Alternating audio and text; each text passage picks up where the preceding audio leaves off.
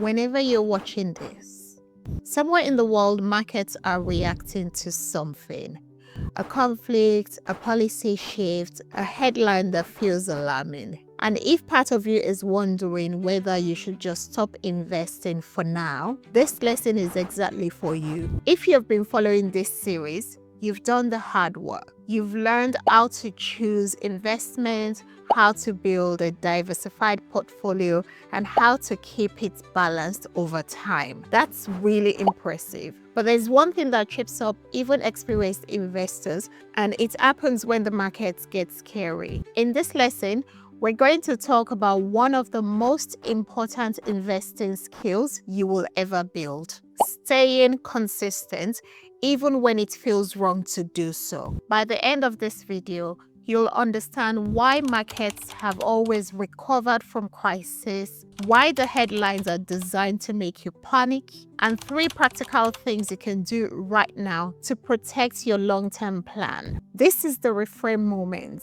Here's the thing most people don't fully appreciate about investing. There has never been a period in modern history where the world felt completely stable. Think about the last 50 years alone. We've had the Cold War with genuine nuclear fear, oil shocks in the 1970s, so severe that UK companies were on 3-day working weeks, the Gulf War and the 9/11, the global financial crisis of 2007 to 2008, where major banks were failing. We've had COVID shutting down the entire economy virtually overnight.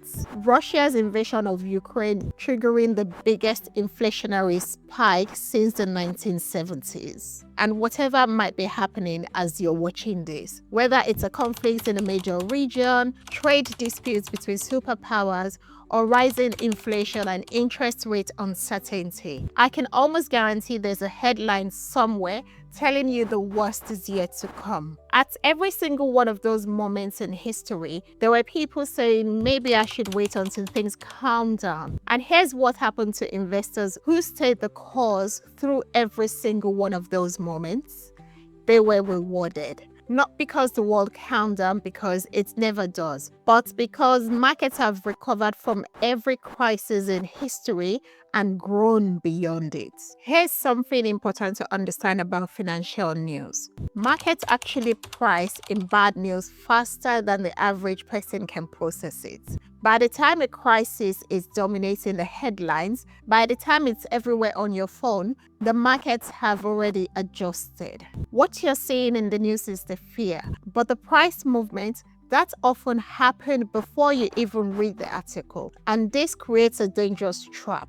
You see the scary headline, you feel fear, you sell, but the market has already priced in the worst. And sometimes just days later, markets begin to recover. Here's the statistics that should make you pause. Research shows that many of the single best market days occur during or immediately after the worst market period.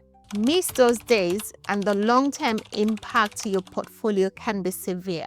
This is why trying to time the market, waiting for the perfect moment to get back in, is so dangerous. You can't reliably predict the recovery, and the recovery often comes fast. Let me give you a mental image that I think explains this better than any charts. Imagine you are on an escalator and you're holding a yo-yo. The yo-yo moves up and down constantly. Sometimes it drops sharply, sometimes it bounces up quickly. Day by day, it's all over the place. That's the stock market in the short term. But the escalator just keeps moving upward. That's the long-term growth of the global economy, driven by human beings who, despite everything going on in the world, keep showing up, keep building businesses, keep buying and selling, keep innovating. Successful long-term investors don't watch the yo-yo. They stay on the escalator. I want to be honest with you about something. The biggest risk most investors face isn't a market crash. It's their own emotional reaction to it. When fear is high, when the headlines are alarming, investors often make decisions that lock in their losses. They sell after markets have already fallen. They stop their contribution. They wait for calmer times. And then, when markets recover, they're no longer in the markets to benefit. The loss wasn't just a downturn. The loss was missing the recovery. There's a saying in investing that I often think about. Markets climb a wall of worry. They always have something to be afraid of, and they still go up. So, what do you actually do when markets feel scary? Here are 3 practical things that experienced investors use. Strategy 1. Reduce the noise. Step away from daily market tracking. Financial news is designed to hold your attention, and it does that through alarm. Checking your investments once a month is enough for long-term investors. You don't need to know what happened today. Strategy number 2. Keep investing during the dip.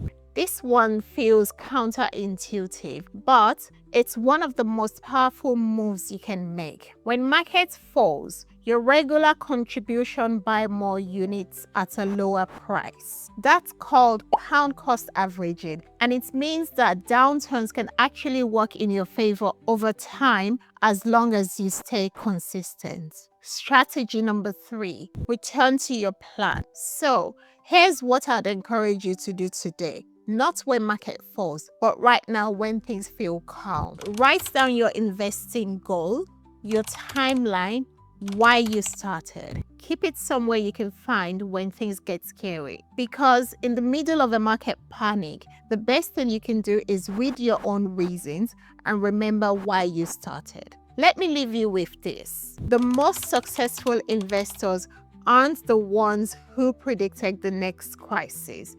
They aren't the ones who got out at the right time. They're the ones who stay invested through uncertainty because they understood that uncertainty was always part of the deal. You now know something that most people watching news don't. Volatility is not the enemy. It's the price of long-term investing. And if you're building a portfolio for a goal that's 10, 20, or 30 years away, today's headlines are just noise. You've got this. So that brings us to the end of the lesson and one of the most important lessons of the entire series. You now understand why market uncertainty has always existed and why that's actually normal. Why emotional reaction to market falls are the biggest threats to your portfolio. And 3 strategies to stay consistent even when it feels hard. If this series has helped you build confidence as an investor, I'd genuinely love to know. Drop a comment below and let me know which lesson has been the most useful for you. And if you'd like to go deeper to actually build your own investing plan with support, I offer free one-to-one coaching sessions. The link is in the description below. The next lesson brings everything together. We're going to help you build a simple, personalized investing plan you can actually follow. And before you go, I have 3 quick asks. 1. Hit the like button if this helped you. It helps the algorithm show this to more beginners who need it. Number 2, subscribe if you have not already. I post every Thursday at 7 p.m. with new investing lessons.